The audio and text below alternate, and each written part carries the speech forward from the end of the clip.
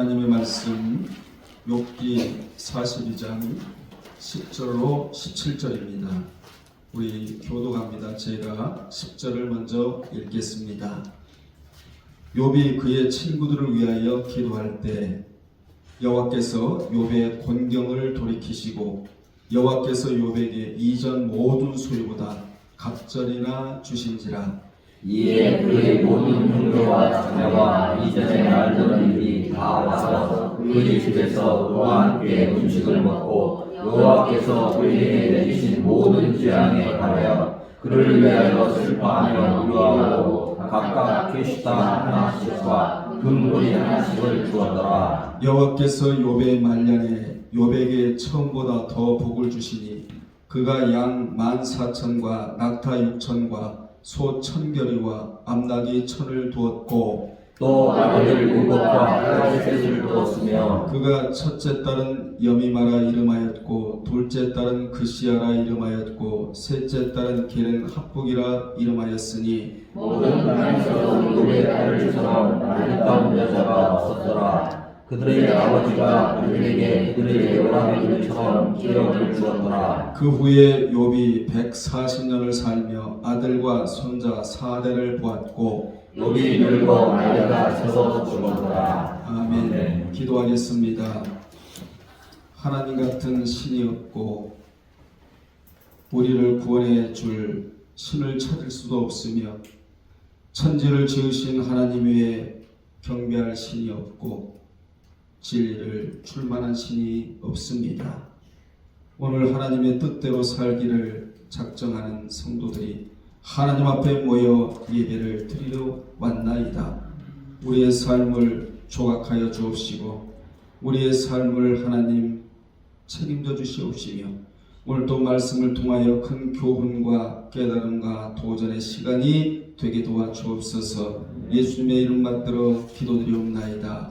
아멘. 이 시간에는 욥의 해피엔딩이라는 제목으로 함께 은혜 나누겠습니다.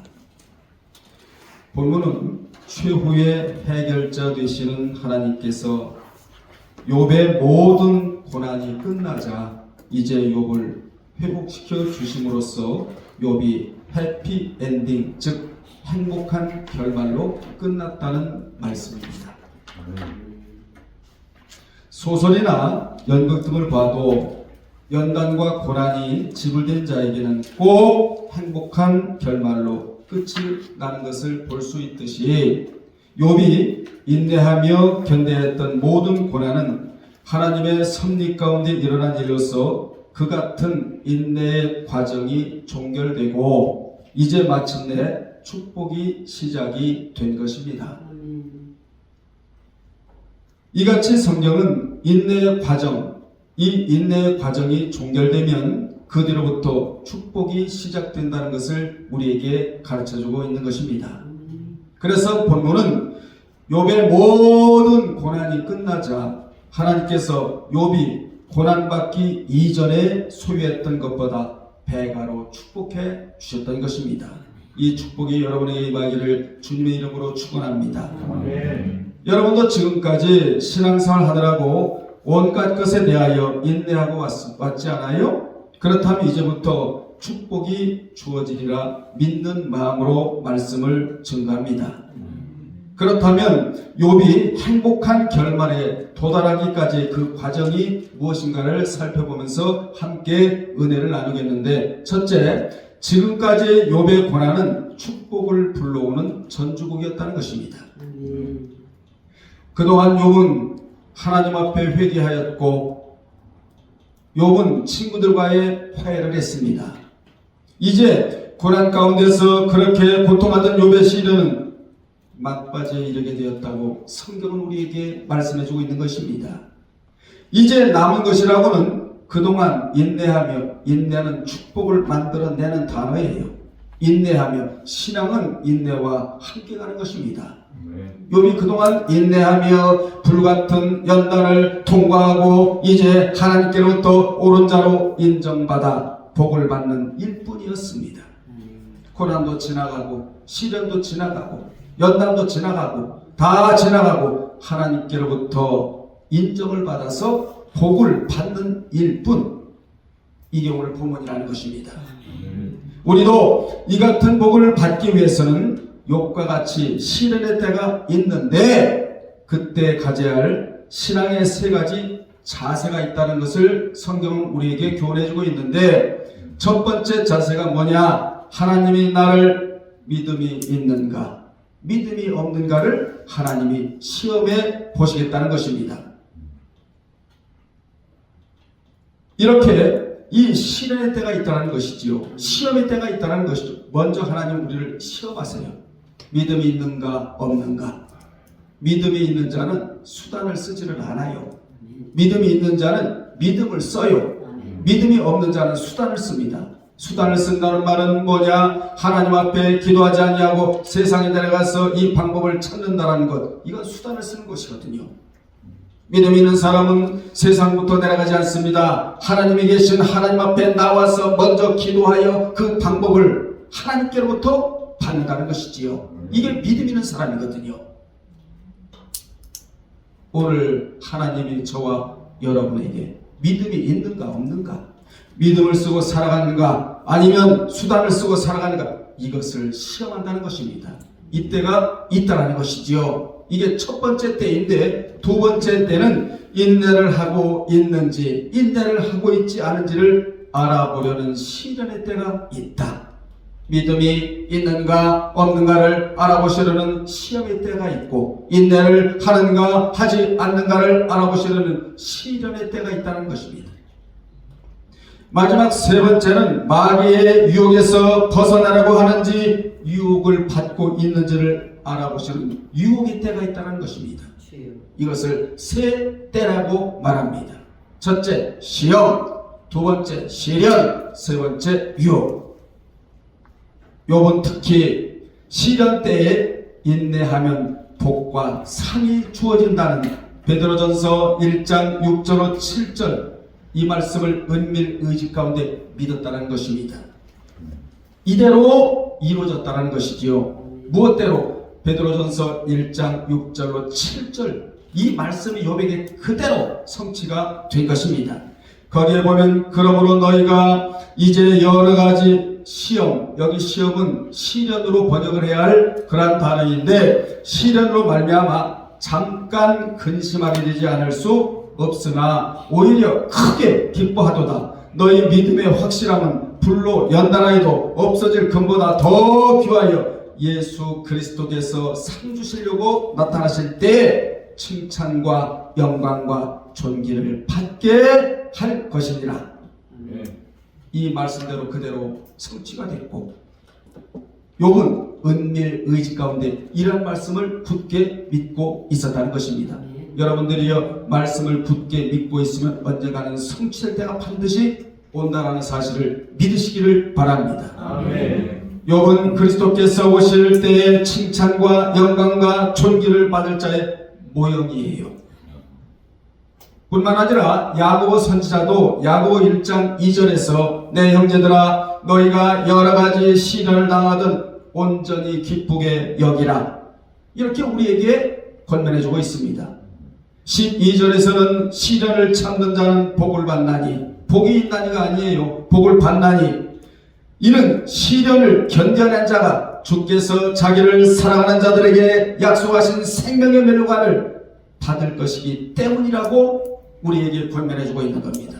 아멘. 오고 오는 모든 세대에게 권면해주고 있는 내용이 이 내용인데, 이러한 말씀에 욥이, 이러한 말씀이 욥에게 이루어졌다는 사실이에요. 아멘.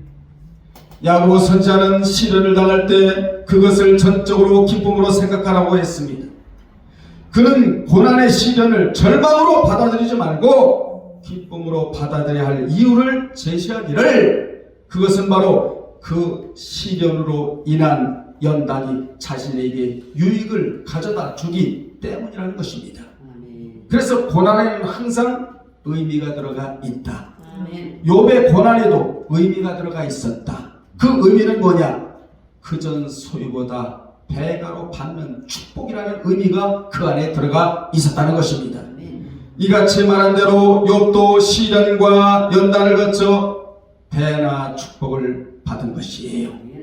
사도 바울도 로마서 5장 3절로 4절에서 환난 중에도 기뻐해야 할 이유, 환난 중에도 즐거워해야 할 이유를 밝히기를 환난을 통해 인내를 배우고, 환난을 통해 인내를 배우고, 그러니까 환난이 와도 손해보지 않으려면 환난 가운데서 인내를 배워야 한다.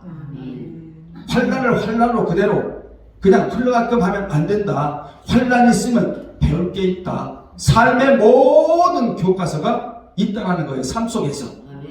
그리고 그 인내가 연단 및 소망을 이끌어주기 때문이라고 우리에게 말해주고 있습니다. 그러므로 직면하고 있는 심각한 고난의 현실 가운데서 그것을 전적인 기쁨으로 생각하는 것은 신앙이 없으면 할 수 없는 일이에요. 주일도 마찬가지입니다. 신앙과 믿음이 없으면 주일을 지킬 수가 없습니다.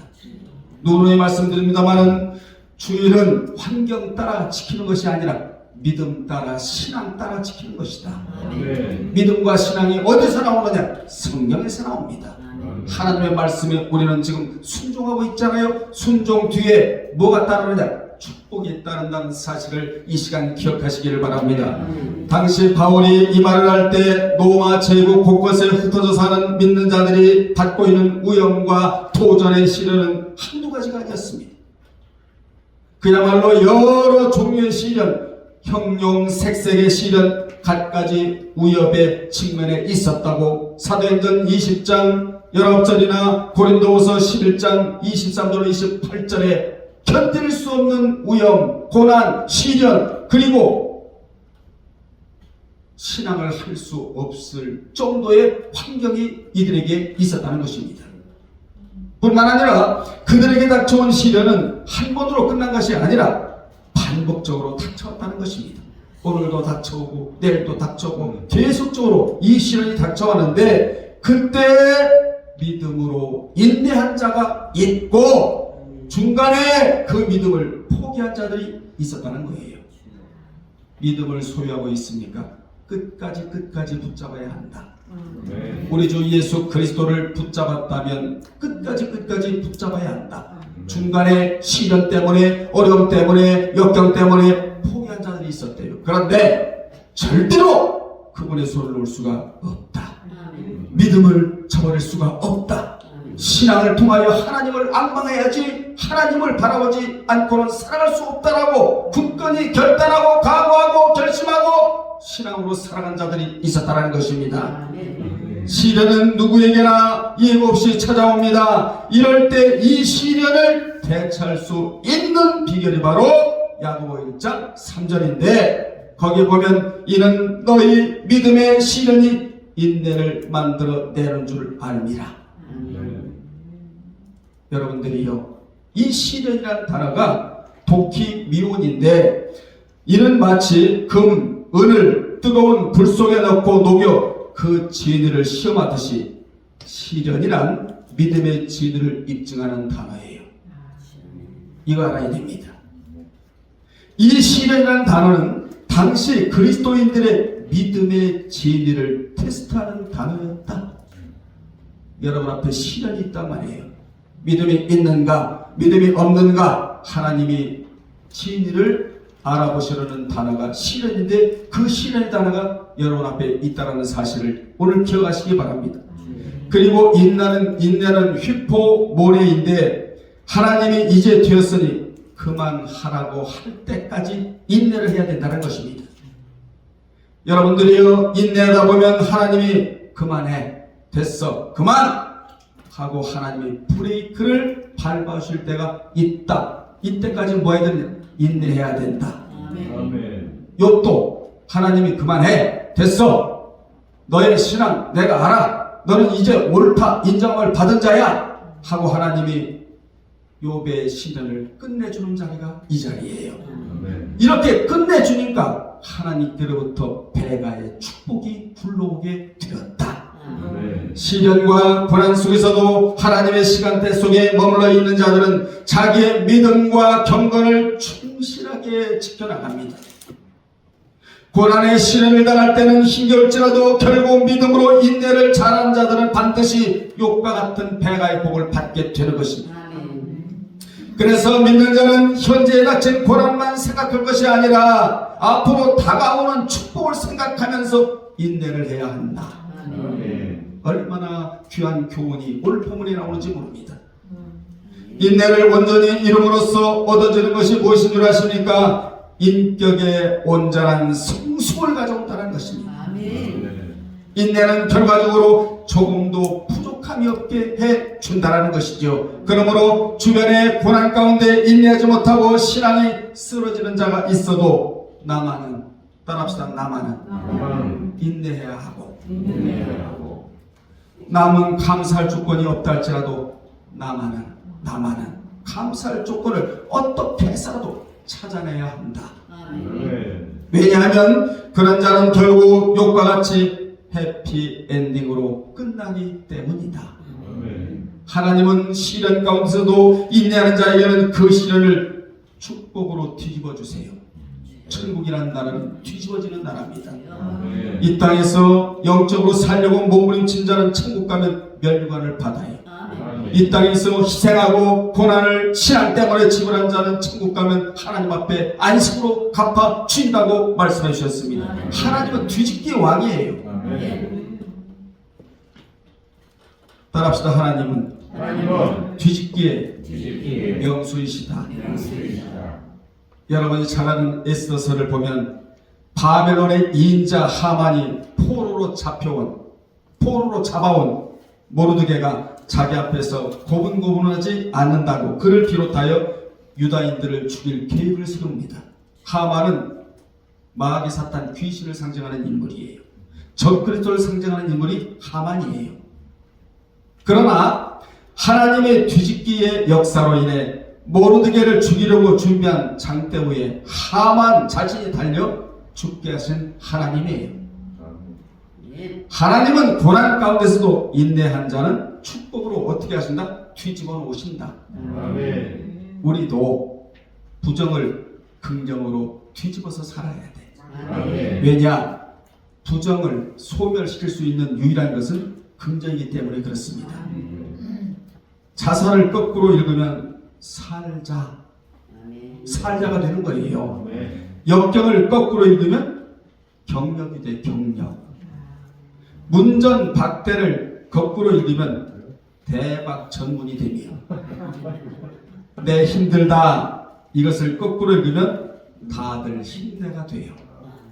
노를 거꾸로 읽으면 뭐가 되고? 원이 되고, 입산 금지를 뒤집으면 지금 산에 올라가도 지금 산에 입산 들어와도 된다. 금지를 거꾸로 읽으면 지금이 돼요. 악을 의미하는 영어의 이브를 뒤집으면 삶을 의미하는 니브가 되는 것입니다. 여러분들이요, 하나님은 뒤집기의 명수예요. 하나님은 뒤집기의 명수다. 아멘. 영국 사람들이 한참 싱싱한 청어를 좋아할 때가 있었답니다. 영국 사람들이 청어를 좋아하잖아요. 우리나라 사람들은 우럭을 좋아하고. 그래서 영국에서 살아있는 청어는 굉장히 비싼 값에 거래가 된답니다. 고기잡이 선원들은 청어를 산채로 육지로 가져오려고 온갖 노력을 하는 이유가 여기 있다는 것이에요. 그러나 청어는 워낙 성질이 급해서 도착하기 전에 다 죽어버린답니다. 그러던 중에 지혜로운 선원이 청어 수족관 안에 상어를 한두 마리 넣어봤대요. 순간 상어가 청어 몇 마리를 그냥 잡아먹습니다. 그러자 많은 청어가 상어에게 잡혀먹지 않으려고 이리저리 도망을 다닙니다. 그러는 동안 배는 육지에 도착했고 청어는 모두 살아있었다는 것입니다.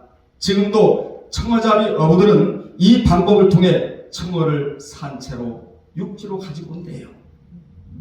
우리에게도 마치 상어라는 시련이 있지만 그 상어 때문에 그 상어 때문에 여러분이 영적으로 긴장을 하게 되고 계속 영적으로 움직이다 보니 그 신앙이 물렁물렁하는 신앙이 아니라 단단한 신앙으로 하나님 앞에 보여드리고 마귀에게도 보여주고 많은 사람들에게도 나의 신앙은 물렁물렁한 신앙이 아닙니다. 단단합니다. 이것을 보여줄 수 있다는 것이에요. 이것이 뭐냐? 고난과 시련이 주는 유익이다. 고난과 시련 속에 인내하여 받은 축복은 계속적으로 유지가 됩니다. 그래서 하나님이 고난과 시련을 주시어 인내토록 하신다. 왜냐? 그 축복이 계속적으로 유지가 되기 때문에 전대가 뚫어지질 않아요. 유지, 존속이 된다는 거예요. 두 번째, 욥은 고난의 대명사를 축복의 대명사로 만들었다. 그동안 고난의 대명사로 불렸던 욥이 이제는 축복의 대명사가 되었던 것입니다. 그 고난의 대명사는 이제 모든 것이 해피엔딩으로 일단락되었다. 믿는 자가 인내하기까지는 그 누가 고난에 처했다는 고난의 대명사로 불려지지만 지금까지 여러분이 나는 지금까지 고난이야 연단이야 시련 속에 있어 이렇게 대명사로 불려지지만 그 과정이 끝나면 그 누가 복을 받았다는 축복의 대명사로 불려지게 되는 것입니다. 이는 마치 김치와 불고기는 한국 음식의 대명사가 되었듯이 망둥이는 낚시꾼들에게 미련한 놈의 대명사가 되었듯이 욥은 고난의 대명사에서 이제 축복의 대명사로 풀려지게 되었다는 것입니다.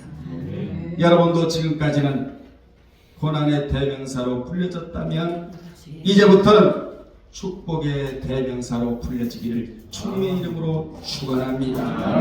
이렇게 욥은 위기에 위기를 거듭하면서도 끝까지 하나님을 향한 믿음만은 변치 않고 신앙의 절개를 굳건히 지키면서 인내했더니 하나님으로부터 다시금 그의 신앙을 인정받고 옳은 자로 판명이 되면서 배가의 축복을 받게 되었다는 것입니다. 그리고 하나님으로부터 크신 복을 아낌없이 받았다는 것이지요. 하나님은 복이 없어서 못 주시는 분이 아니에요. 아멘. 내 입을 크게 열라 내가 채우리라. 하나님의 스케일. 수고하고 무거운 침신자들아 다 내게로 오라. 내가 너희를 쉬게 하리라. 우리 주 예수 그리스도의 스케일. 다 오라. 입을 벌려라. 믿음의 크기를 가지고 믿음의 사이즈를 가지고 입을 크게 벌리면 하나님이 채워주겠다. 불과 같은 시련을 통과한 자는 지상에서도 풍성한 복을 받을 뿐만 아니라 하늘에 가면 영원한 상급이 주어진다는 사실을 이 시간에 다시금 마음에 새기시기를 바랍니다. 세 번째, 욥이 환난 가운데서 회복되었다는 말을 듣고 친구들이 와서 금을 주면서 위로해 주었다고 10절로 11절에서 말씀해주고 있는 겁니다. 앞에서 욥이 회개하고 바로 섰으며 친구들과의 관계도 바로하니 하나님께서 욥을 기쁘게 여겨 그 환난 가운데서 건져주셨대요. 하나님은 욥의 병도 낫게 해주시고 오늘 치유받기를 바랍니다. 과거의 소유보다 갑전이나 주었다는 소식을 들은 모든 형제 자매와 전에 알았던 자들이 욥에게 와서 욥을 위로하며 욥에게 각각 표시타 즉 금 한 조각과 금고리 하나씩을 선물로 주었답니다. 뒤집어진 거예요. 완전히 신분이 뒤집어진 거예요. 욥이 고난당할 때에는 욥을 돌아보는 형제자매도 없었고 우리 다 경험하고 살잖아요. 욥을 아는 사람 가운데서도 찾아와 도와주거나 위로해주는 자가 한 사람도 없었습니다. 망했다고 하니까. 여러분 흥했다고 하면 찾아오는 사람도 많아요. 망했다고 하면 찾아오는 사람이 없습니다. 맞지 않아요? 욥을 찾아온 자는 엘리후와 세 친구가 찾아오기는 했으나 위로해 주기는커녕 도리어 청제만 하여 더욱 고통스럽게 만들었어요. 내가 하나님 앞에 죄를 지었기 때문에 그렇게 악창이 나고 지금까지 힘들고 어려운 삶을 살아가지 하나님 앞에 의로운 생활을 했다면 그렇게 살 수가 있겠는가? 회개하라고. 이게 위로예요, 뭐예요? 이게 새 친구가 한 말이란 말이에요. 그러나 욥이 환난 가운데서 회복되었다는 말을 듣고 다 찾아와서 금을 주면서 위로해 주었답니다. 이것이 하나님의 위로입니다. 아멘. 우리가 하루를 살아가는 데 있어서 에너지가 필요한데 그 에너지가 크게 두 가지예요. 첫째가 뭔 줄 아십니까? 나의 기도와 두 번째가 위로부터 내려오는 하나님의 위로. 아멘. 이 위로의 축복이 여러분에게 있기를 바랍니다. 아멘. 사람들이 고난당할 때는 아무도 돌아보지 않고 떠나고 멀어지지만 잘 될 때는 와서 도와주잖아요. 그러므로 환난 당할 때와 환난 후에 도와주실 분은 오직 한 분, 하나님밖에는 없다예요. 아멘. 특히 우리에게 환난을 당할 때 도와줄 자가 있다는 것이 우리에게 얼마나 위로가 되는지 몰라요. 하나님은 산성과 방패와 피난처와 요새가 되시고 사람은 위로해 줄 수 없지만 사람은 사람을 모르지만 하나님은 아신다. 최고의 위로는 하나님이시고 최고의 위로책은 내가 한다예요. 내가 한다. 나의 나된 것 하나님이 아신답니다.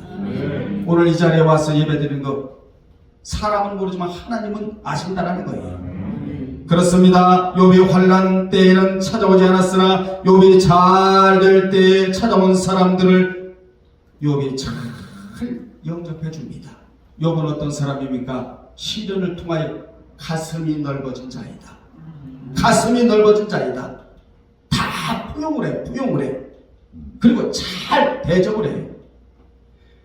욥을 아는 자들이 다 와서 그 집에서 그와 함께 식물을 먹었답니다.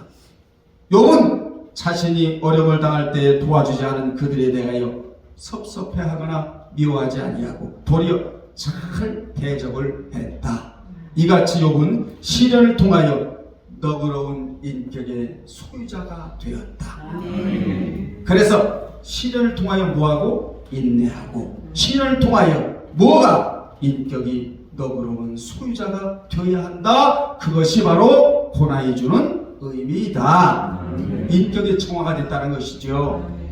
네 번째, 여호와께서 욥에게 갑절의 복을 주셨답니다. 12절로 15절에 하나님께서 욥의 말년에 처음보다 갑절의 복을 주셨어요. 욥이 환난 당하기 전에는 양이 7,000마리였는데 몇 마리 주셨죠? 14,000마리. 약대가 3,000마리였는데 몇 마리 주셨습니까? 6,000마리. 소가 500결이었는데 몇 마리? 1,000마리 주셨다고 1장 3절에서 나와 있는 이 수가 42장에 와서 배가로 받는 축복으로 바뀌게 되는 것입니다. 그 중간에 뭐가 있었느냐? 인내가 있었다. 아멘. 크게 합시다. 그리고 아들 7과 딸 셋도 다시 낳도록 해주셨는데 전에 죽은 아들 7과 딸 셋도 천국에 있으니 자녀도 갑절이나 받은 셈입니다. 하나님께서 욥에게 전국에서 가장 아름다운 딸 셋을 주셨대요. 그 첫째 딸의 이름은 여미마라고 지었는데 그것은 낯이라는 뜻으로 그녀가 낯과 같이 깨끗하고 밝고 아름답게 자라라. 우리에게 낯이 있어요. 낯이 있을 때 한 번이라도 더 기도하고 한 번이라도 찬양하고 한 번이라도 예배를 드려야 한다 해요. 우리가 지금 낮에 있습니다. 밤이 올 때가 있다는 것입니다. 밤은 뭡니까? 밤은 죄악의 도시를 말합니다. 여러분들이요, 주님이 오실 때는 캄캄한 밤 같은 때 오세요. 뭘 갖고 오시느냐? 빛을 갖고 오신다. 옛날에 시골에 가면 반딧불이 있었단 말이에요. 지금도 당진에 가면 반딧불이 있어요. 초락도에 가면 그 반딧불을 병에다 담아요. 하나 담으면 한 50마리가 돼요.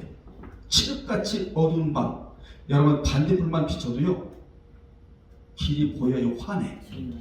그런데 주님은 반딧불이 아니에요. 랜턴이 아니야. 서치라이트 아니에요. 어마어마한 빛으로 우리 앞을 비춰주겠다는 겁니다. 그래야 시온의 대로가 열어지는 거예요. 흑암이 물러가고 광명의 빛이 우리 앞에 비춰진다면 우리는 이 길을 실패 없이 성공의 가도로 달려갈 수가 있게 되는 것입니다. 나치예요. 여러분이 지금 나치에 속해 있단 말이에요. 이 나치에 있을 때 최선을 다하여 하나님 앞에 영적으로 심으면 하나님께로부터 심은 대로 거두는 법칙이에요. 그대로 받게 된다는 것입니다. 세상에 딸의 이름을 여미마라 지었는데 너는 나치에 있어라. 나치에 있어야 깨끗하게 살아갈 수가 있고 밝게 살아갈 수가 있다라는 이름을 지어준 거예요. 의미를. 그리고 둘째 딸의 이름은 그시아라고 지었는데 그 뜻은 계피라는 뜻으로 그녀가 향기나는 계피처럼 모든 사람에게 향기가 되라고 그시아라는 이름을 지어줍니다. 여러분들이요, 인도 가면 무슨 냄새가 나요? 카레 냄새가 나요. 중국 가면 양파 냄새가 난답니다. 우리나라는 김치 냄새가 나는데 우리는 예수 그리스도의 향기가 나야 한다. 아멘. 어떤 사람은요 아주 인격이 썩은 냄새가 나는 사람이 있어요. 어떤 사람은요 아주 향기나는 사람이 있어요. 그 자가 누구냐? 예수를 품은 자. 예수를 품게 되면 그분이 향기를 뿜어요. 그 향기가 마귀를 제어하고 그 향기가 전도를 할 수 있게 하며 그 향기가 기도의 향이 돼서 하나님 보좌에 올라가면 그것이 응답이 되어 내려오게 되는 것입니다.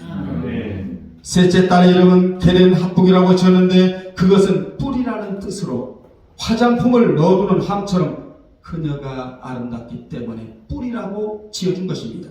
당시에는 화장용으로 쓰는 물감을 뿔에 넣어 두었다고 합니다. 그러면서 성경을 보면 전국 중에 욥의 딸들처럼 아리따운 여자가 없었다라고 하여 욥의 딸들은 그 이름처럼 용모가 아름다웠겠지만 신앙적으로도 그 인격이 아름다웠다는 거예요. 내모도 아름답고 외모도 아름답고 얼굴도 아름답고 이 마음 안에 들어가 있는 얼굴도 아름답고 인격도 아름답고 도덕적인 면도 아름답고 신앙적인 면도 아름답고 인격적인 면도 아름답고 이리 봐도 아름답고 저리 봐도 아름답고 여러분 한 아버지가 하나님 앞에 올바로 사니까 딸도 하나님이 이렇게 만들어 주셨다. 아멘. 잠언 31장 30절이 그대로 이루어졌는데 거기 보면 고운 것도 거짓되고 아름다운 것도 헛되나 오직 여호와를 경외하는 여자는 칭찬을 받을 것이라. 아멘. 이 하나님이 칭찬하신 거 아니에요? 이렇게 짓도록 인스피레이션 영감 주신 거 아닙니까? 참으로 아름다운 사람은 성령의 은혜로 믿음이 있어야 하고 속사람이 온유하고 인정된 심령으로 만들어져야 합니다.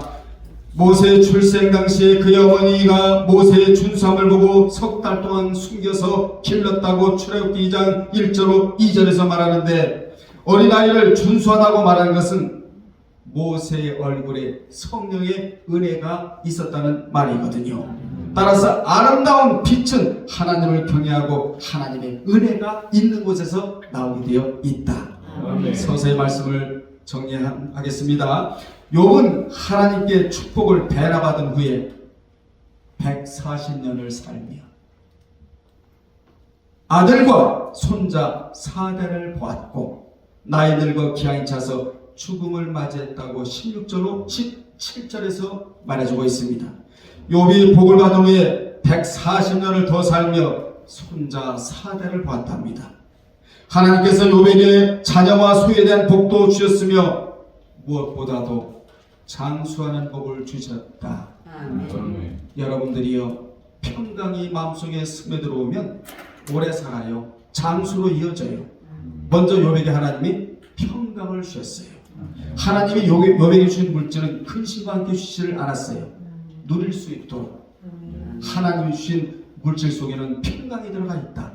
그러니까 평강이 장수를 만들어 냈다. 이렇게 우리에게 알려주고 있는 거예요. 욥은 인내할 수 없는 환경에 인내하면서 시련을 극복해야 했어요. 그렇습니다. 성도가 세상을 살면서 욥과 같은 시련을 피할 수는 없다. 욥은 누구냐? 성도예요. 이 세상에서 가장 고귀하고 값진 이름은 성도라는 이름입니다. 왜냐? 주께서 십자가에서 피를 흘리시고 난 이후에 우리가 그분에 따라 희생을 하고 얻은 이름이 성도이기 때문에 욥은 성도였다. 그래서 제가 늘 말씀드리잖아요. 물질은 성도부터 받을 수가 있다는 거예요. 아멘. 따라서 오늘 본문에서 중요한 것은 그 시련을 어떤 자세로 맞느냐가 중요합니다.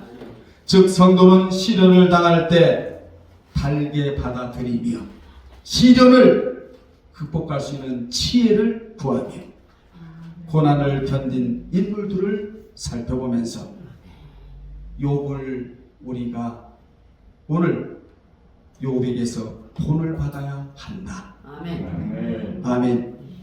이런 자세로서 시련을 극복할 때 해피 엔딩의 결말을 맞이하게 된다. 결론 내립니다.